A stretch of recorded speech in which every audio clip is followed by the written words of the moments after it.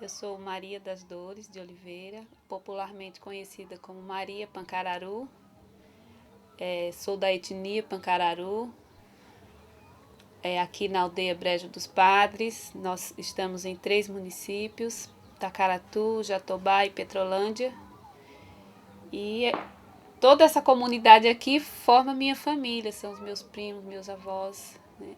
Eu saí para estudar em Maceió, mas a minha família está concentrada aqui na aldeia. Claro, tem alguns que saíram também, alguns dos meus irmãos saíram para estudar. E eu também, quando saí da aldeia, foi com esse propósito de mudar um pouco a minha vida, melhorar profissionalmente, aprender mais coisas, fazer outros cursos e acabou dando certo. Então, eu nasci aqui na aldeia Brejo dos Padres, morei até 6 anos, depois o meu pai resolveu ir para São Paulo por conta da seca. A nossa comunidade é no Alto Sertão, então depende muito da chuva para plantar, para ter uma boa produtividade agrícola, e nem sempre isso acontece, né? Então, como alternativa, o meu povo vai muito para São Paulo. E foi isso que meu pai fez e nos levou. Nós ficamos um bom tempo lá. Eu fiquei lá até os 15 anos, fiz até a 7ª série. Depois nós voltamos também por questão, lá estava ruim, meu pai pediu. A firma que meu pai trabalhava foi à falência. Aí resolvemos voltar para a aldeia. Também era vontade dos meus pais, né, de retornar ao local de origem. E aí a gente passou um ano aqui, depois nós voltamos para São Paulo, porque tem essa fase de adaptação, né?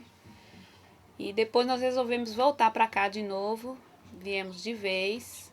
Aí eu fiz o 2º grau em Tacaratu, que é subir essas serras aí tudinho para chegar lá, em torno de 1h30 caminhando. E fiquei ensinando aqui na aldeia, primeiro lá na Tapera, por detrás daquela serra. Depois eu fui para o Saco, que é uma aldeia mais perto daqui. Ao todo eu fiquei 7 anos lecionando aqui na aldeia. Nesse tempo eu fiz um curso de graduação em História, licenciatura, lá em Arco Verde. Só que eu queria mais, eu achei que assim, eu ia ficar muito na mesmice, eu não tinha muito o que oferecer né, à comunidade, às crianças com quem eu trabalhava. Eu achei que eu deveria me aperfeiçoar, ter mais conhecimento, e por isso é que eu resolvi encarar o desafio de sair da aldeia para estudar. Aí chegando em Maceió foi a possibilidade mais viável, porque primeiro que eu sou funcionária da FUNAI e só tinha vaga lá em Maceió. E também eu queria ficar no Nordeste mesmo, porque eu não queria perder o vínculo com a minha aldeia, né, com o meu povo, ou demorar muito a vir em casa. Então, Maceió foi a possibilidade mais acertada no momento, e eu acabei me acostumando, né? Aí, assim que eu cheguei lá, fui para a universidade, fiz outro curso de graduação. Eu sou graduada também em pedagogia e dei prosseguimento na área de linguística. Fiz o mestrado na área de linguística, estudei o português falado aqui na comunidade, e depois o doutorado eu fiz a descrição da língua indígena Ofaié, que é do povo Ofaié, lá de Mato Grosso do Sul. E ontem a gente veio comemorar essa grande conquista, essa vitória de ter conseguido concluir o trabalho. Claro que é um trabalho de continuidade, que pesquisa a gente tem sempre novos fatos a observar, ou dar um outro olhar para o que a gente já viu, fazer outras interpretações. E a minha proposta de trabalho, além do trabalho acadêmico propriamente dito, é contribuir com o povo Afaié, que a língua está muito ameaçada de extinção, e eu estou ajudando-os pelo menos incentivando a eles manter essa língua viva, a dar o valor que ela realmente merece, né? Um status de língua plena, como o português, como outras línguas que são faladas por aí. E quando a gente está longe da aldeia, a gente quer rever os parentes, quer saber das novidades, né? Recentemente eu fui no Real Parque, encontrei um monte de gente daqui, parecia que eu estava no Brejo, um Brejo diferente. né, em termos de fisicamente a gente falando, mas era tanta gente daqui que acaba assim, o bairro, né, o conjunto, que é um conjunto que eles moram, um pouco com a cara do Brejo nesse sentido. A minha vivência lá, assim, eu fui muito criança, claro que eu me lembro, né? Mas era uma situação muito diferente daqui, era assim, muitas novidades, que depois a gente acaba se acostumando a uma nova estrutura de vida, né? Mas quando eu voltei para o Brejo na primeira vez, eu não me lembrava mais do Brejo, mas o reencontro foi um amor de cara, porque eu sou muito apaixonada pela minha aldeia, pelo meu povo, pela minha cultura. Então, de São Paulo, assim, a gente tinha muito uma rotina muito de ir para a escola, a gente frequentava a igreja católica, né? Os meus pais são católicos, e também, mesmo morando na cidade, a gente pratica os rituais Pancararu. Então, os meus pais, a vida inteira, foi fortalecer a nossa identidade étnica, né? Se identificar como Pancararu, e eu acho que isso é muito forte em toda a minha família. E então, independente da vida que a gente tinha lá, a gente estava muito vinculada às atividades culturais do meu povo. Aí, de vez em quando, os meus avós iam para lá, iam tio, iam primo, então ficava sempre mantendo vivo esse contato e essa identidade étnica que é tão importante e tão forte para todos nós, Pancararu. Geralmente quem vai para lá fica assim com muita saudade, sonha com o Brejo, né? E é uma vida muito diferente, porque o ritmo de São Paulo é outro, todo mundo tem que sair para trabalhar muito cedo. A atividade daqui é a atividade de agricultura e de pequenos criatórios, então por estar na área rural, a gente tem uma vida mais tranquila, mais sossegada. E São Paulo tem o medo da violência urbana, né? E toda aquela agitação, a comida é diferente, o jeito das pessoas também é diferente, a convivência. Mas o meu povo tem essa estratégia de estar todo mundo perto um do outro, vai se visitar. E os rituais também, claro que muda muito. A gente não pode ter um terreiro lá em São Paulo. Mas aí a gente acaba fazendo algumas adaptações. A gente faz os rituais em casa, sem fazer muito barulho para não chamar a atenção dos vizinhos, né? Tem muita gente que muitas vezes acaba não falando para todo mundo a identidade, porque muita gente tem preconceito contra os índios, né? E, mas eu acho que o fato da gente ter, a nossa cultura está muito ligada à religião Pancararu, então isso acaba contribuindo para fortalecer a identidade. Então, um monte de Pancararu que tem lá em São Paulo mantém rituais, mantém danças.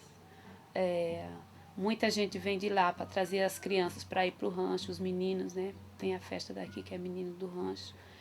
Então, assim, eu acho que há um elo muito grande entre as pessoas daqui e as pessoas de lá. Isso, assim, eu acho que cada vez tem se fortalecido, cada vez mais.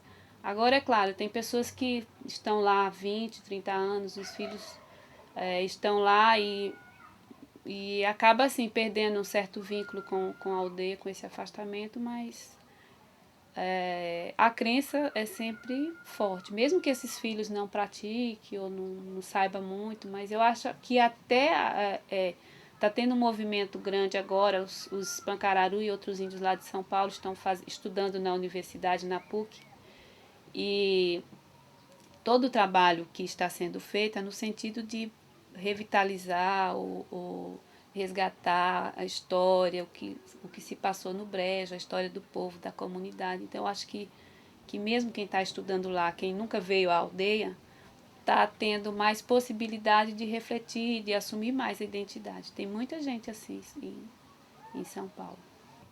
Você não deixa de ser índio porque você está na cidade. Ou você é ou você não é, né? A cidade lhe dá outras possibilidades, né, experiências novas, mas não dá para tirar de cada um de nós a identidade étnica. Mesmo, eu acho que mesmo aqueles que se escondem, no fundo, quando tem oportunidade, essa identidade aflora de algum modo. E eu acho que é uma coisa assim, eu sempre digo que mesmo eu estando na universidade, eu moro em apartamento, né? Eu uso jeans, de vez em quando eu vou à praia, mas isso não me faz de mim uma não índia. Porque se você vem na minha aldeia, você é um não índio, mas se você vir na minha aldeia se dançar um toré, se participar de algum ritual nosso, não vai fazer você um índio. Então, a identidade é uma coisa assim que está na cabeça de cada um, né? E nós nos identificamos como índios, somos reconhecidos também pela etnia e procuramos manter os valores das tradições culturais do meu povo e a fortalecer as crianças nesse sentido, né? Eu acho que acaba dando certo, porque os Pancararu, nós temos mais de 500 anos de contato com a sociedade não indígena. É uma história de muito massacre, de muita violência, de muitas proibições, de invasão no nosso território. Até hoje tem poceiro, mesmo a terra já homologada. Mas eu percebo que essa questão da identidade está muito forte, muito presente em cada um de nós. Os nossos rituais, as crianças participam ativamente, seja dançando praiá, seja as menininhas dançando com os praiás ou participando do toré. Então é uma forma de fortalecer e vai se perpetuando de geração a geração. Eu acho que o grande fator disso realmente é o preconceito da sociedade, porque o índio, de modo geral, é visto como o bêbado, o preguiçoso, o malfeitor. Então, para se evitar esse tipo de agressão, né? Porque não deixa de ser uma agressão, as pessoas acabam nem mencionando que é de uma aldeia, que é índio, ou então quantas pessoas não já omitiram ou já não deixaram assim de ensinar os filhos justamente com medo dos preconceitos. Ele é real, eu já passei por uma série de situações constrangedoras por conta de ser índia. É muito difícil a gente ficar sendo agredida e muitas vezes o seu argumento não chega à razão da outra pessoa, porque cada um se acha o certo no que acredita, né? É complicado. E olhe que eu me considero uma pessoa esclarecida. Agora tem muita gente que não fica sem argumento e às vezes acaba colocando os preconceitos como verdade, né? De tanto ouvir, de tanto as pessoas dizerem bobagens, né, a respeito das comunidades indígenas. Geralmente são pessoas que não têm conhecimento nenhum. A diversidade é muito, embora no Brasil exista, mas as pessoas tendem a nos homogeneizar. Índio é sempre aquele que caça, pesca, se pinta ou anda nu. Então, muita gente tem essa visão estereotipada e homogênea do índio. Não sabe que há uma diversidade muito grande no Brasil de índios, de povos, de línguas, de costumes. Então, de modo geral, a sociedade nacional não aceita bem a diversidade. O que predomina é uma característica, né, das classes dominantes, o modelo dominante, e que muitas vezes a gente acaba incorporando esses modelos.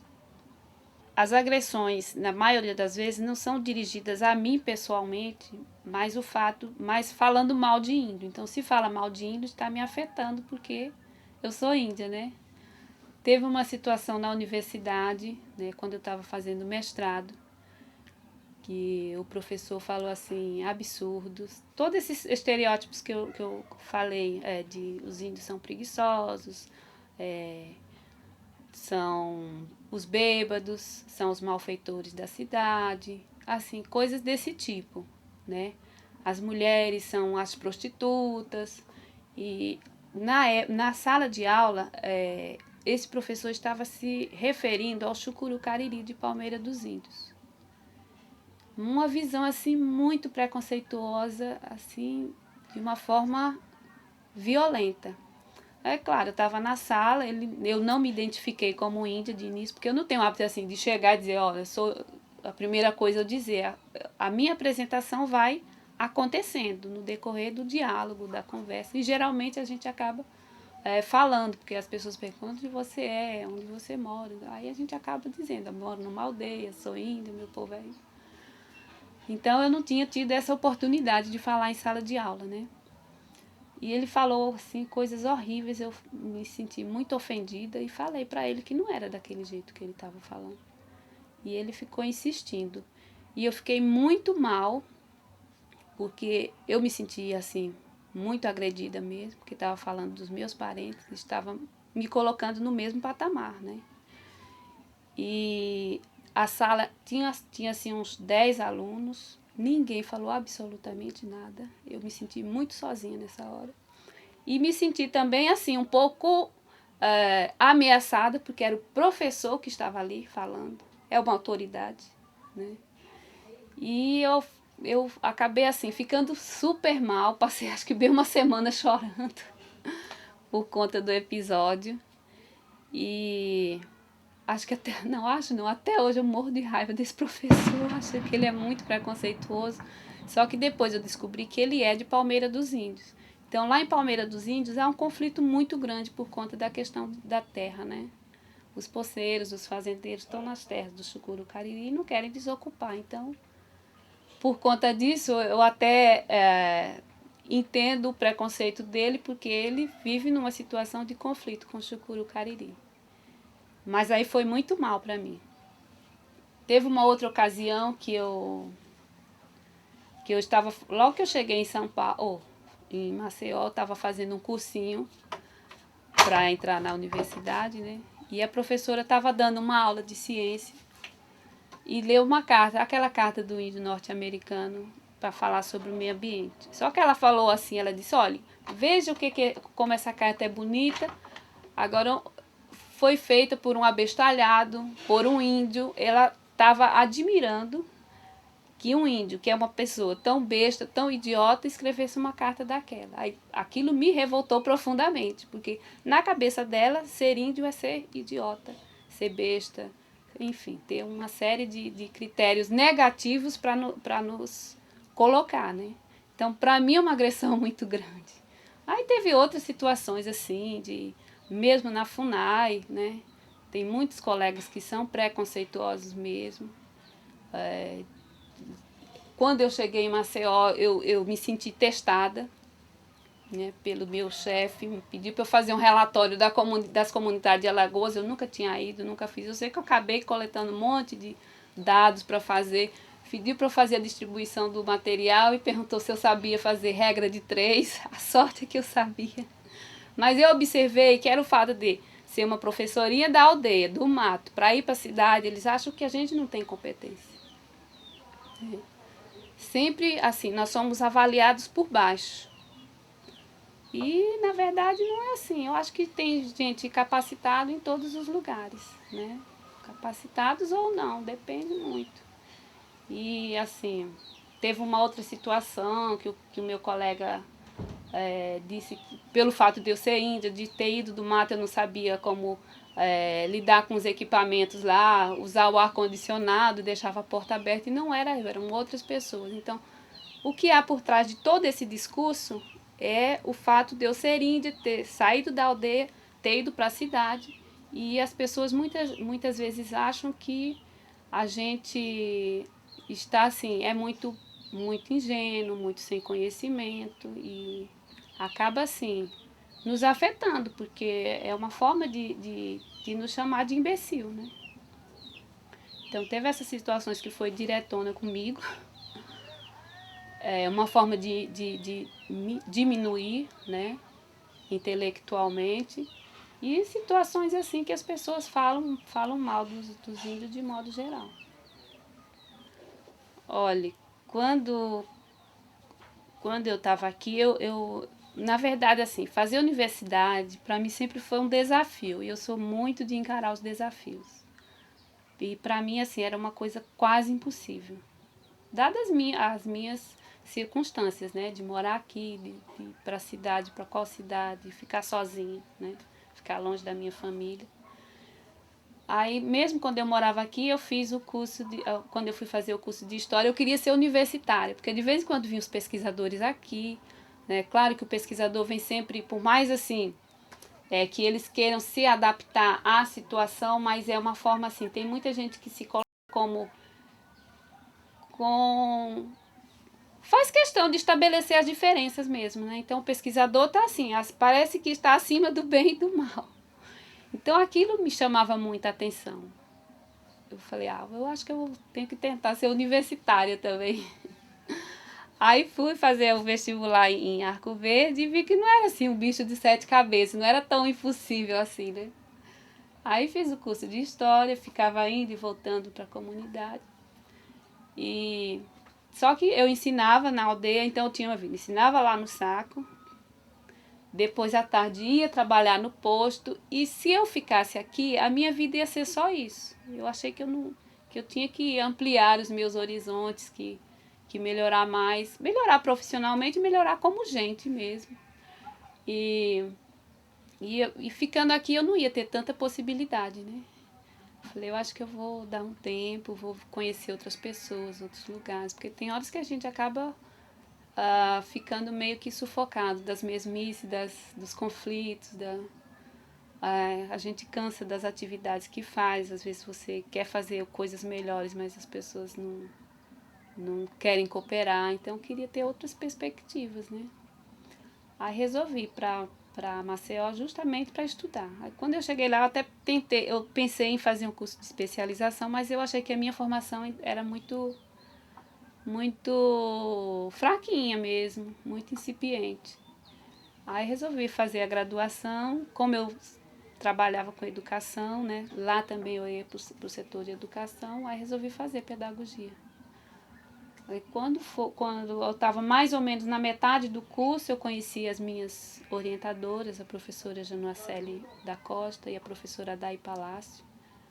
A professora Dai Palácio é uma linguista de renome, ela quem trouxe as pesquisas com línguas indígenas aqui para as universidades do Nordeste, assim, principalmente Alagoas e a Universidade Federal de Pernambuco. E aí elas foram me incentivando a participar dos debates, dos eventos, a apresentar algum trabalho em relação à minha comunidade, e eu fui me encantando com o curso, e assim que eu terminei a graduação, eu tentei entrar para o mestrado, deu certo, né? E em seguida também, assim que eu terminei o mestrado, eu fiz a prova para o doutorado, passei e resolvi dar continuidade aos estudos. Então, desde que eu cheguei em Maceió, que foi em 92, é que eu fiquei estudando e só parei agora quando terminei o doutorado, né? Parando entre aspas, né? Porque ainda tem um monte de coisa que eu quero fazer. Tenho que enfrentar novos desafios.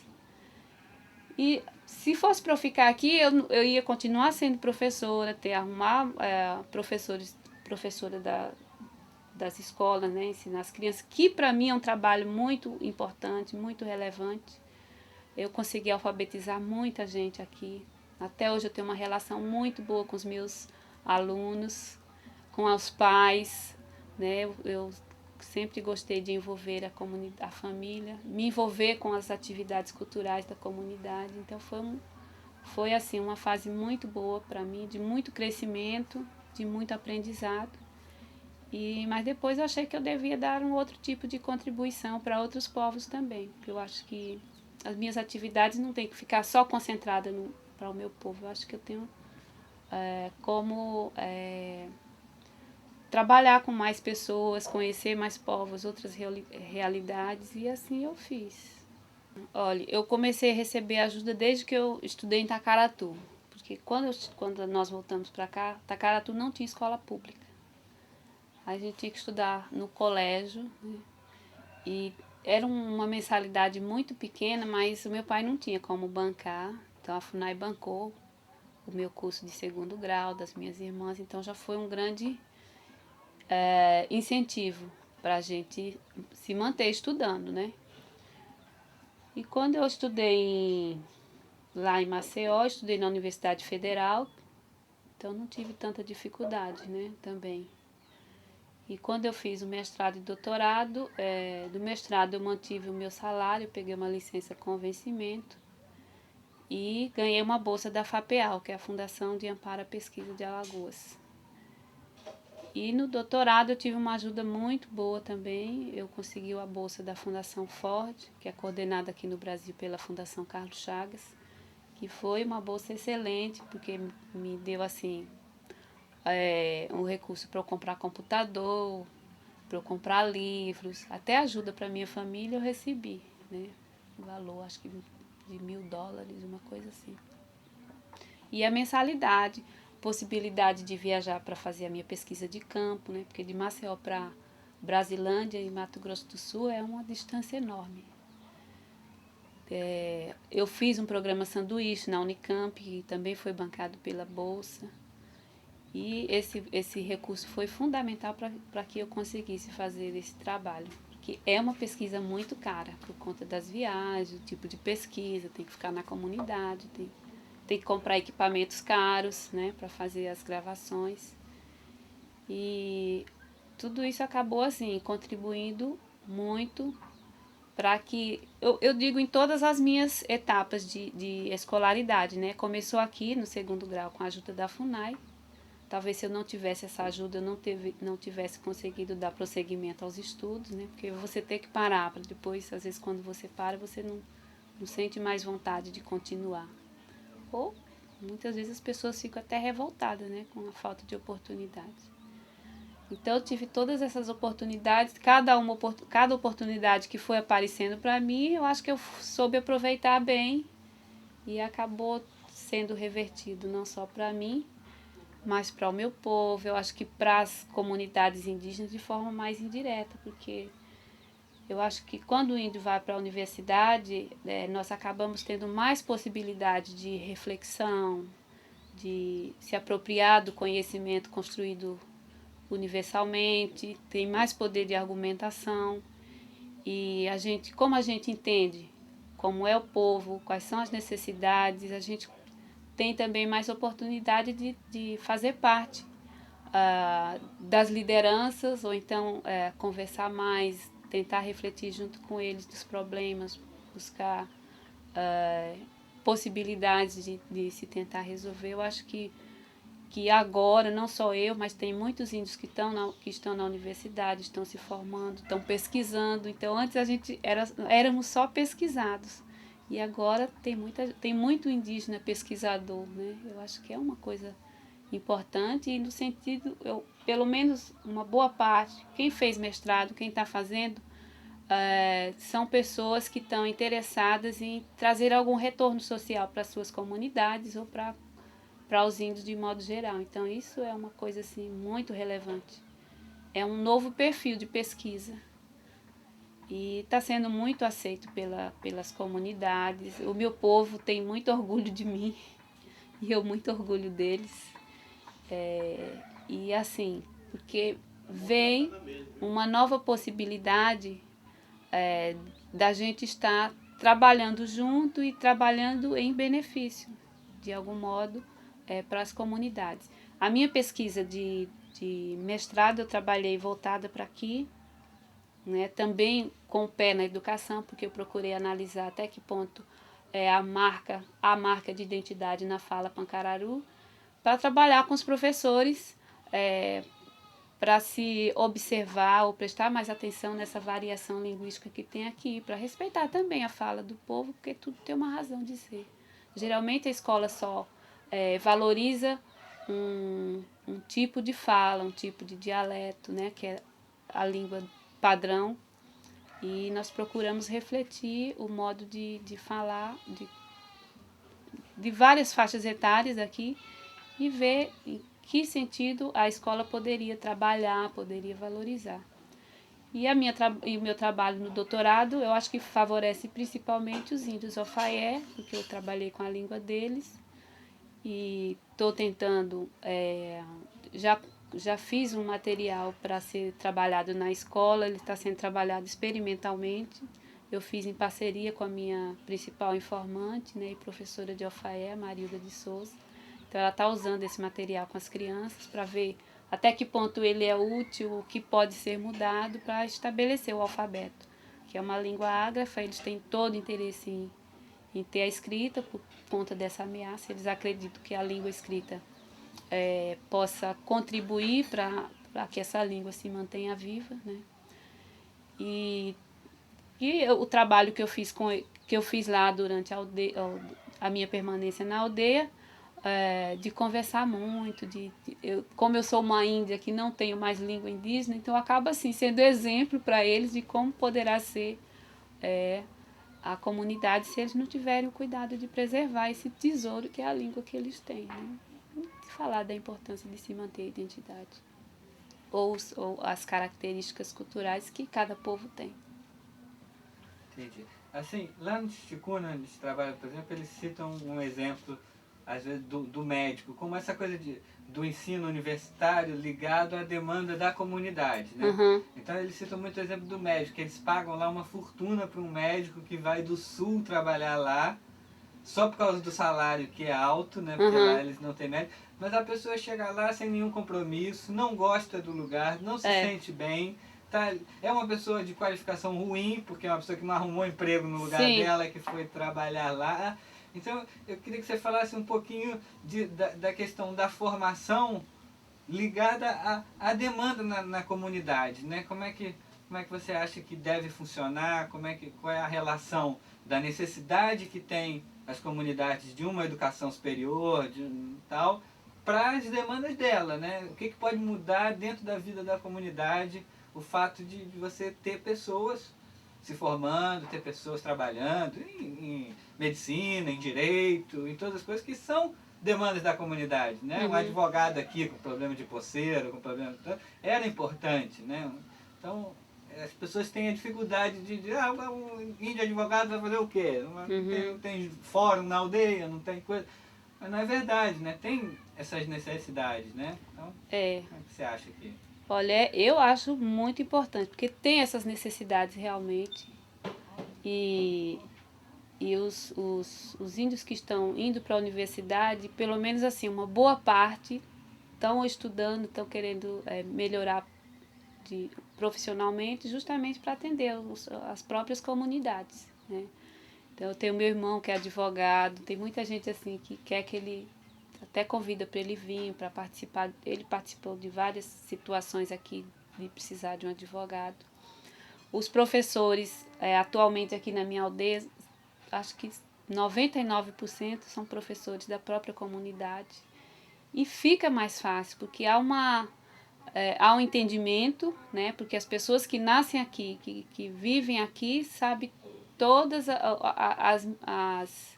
as necessidades, a realidade, e as crianças sentem-se mais à vontade, né? Porque quem está ensinando é uma prima, ou é uma tia, então a relação é muito boa, né? A gente briga, claro, ninguém pensa que a gente vive numa situação só de harmonia, mas as brigas também servem de crescimento.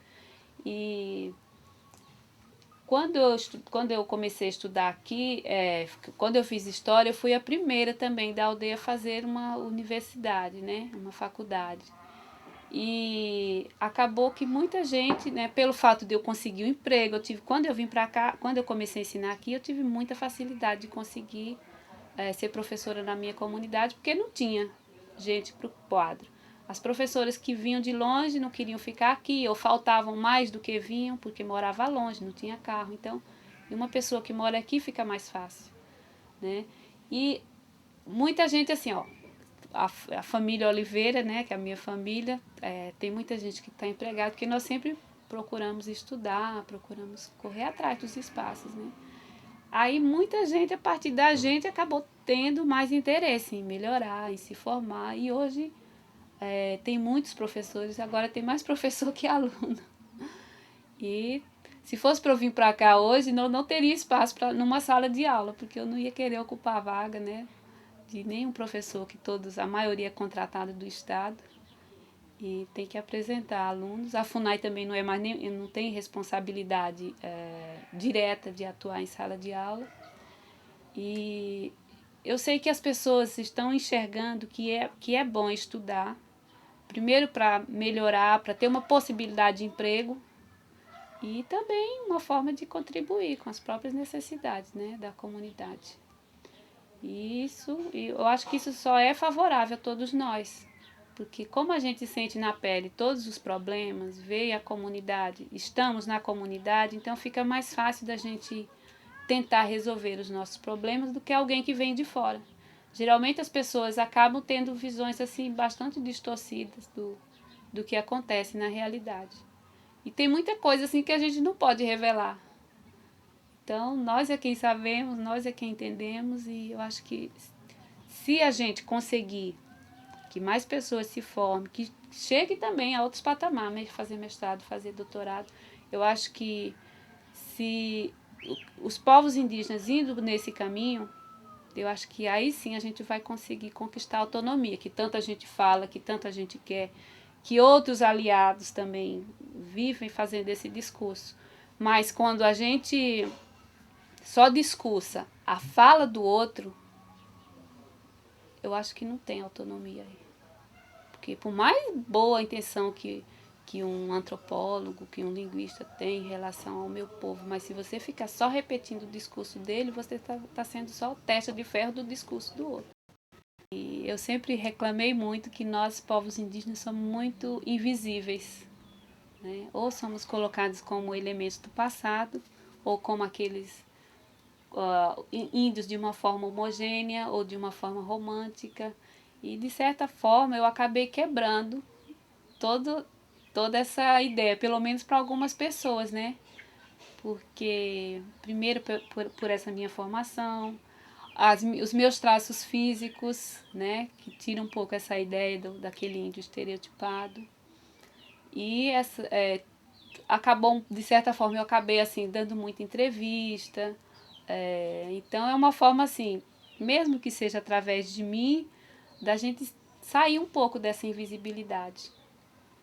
E eu acho isso bacana, interessante. Por isso que eu dei tanta entrevista também, porque se eu reclamo tanto e se a gente é tão ignorado, se tem uma oportunidade de a gente falar um pouco sobre os povos indígenas, a questão indígena, sobre os Pancararu e outros povos, eu acho que é uma coisa boa, porque as pessoas passam a conhecer mais, né? Talvez até a valorizar, a respeitar, a pensar mais sobre a diversidade, essa pluralidade étnica que tem no Brasil, né? Então, eu acho que se eu estiver contribuindo para que as pessoas comecem a pensar de forma diferente sobre o índio, se eu conseguir, de algum modo, ser referência para que outros povos indígenas queiram seguir uma carreira, pensem mais nas comunidades, nos projetos de vida individual, mas também coletivo, eu acho que eu estou fazendo uma coisa boa. Tomara que eu esteja mesmo.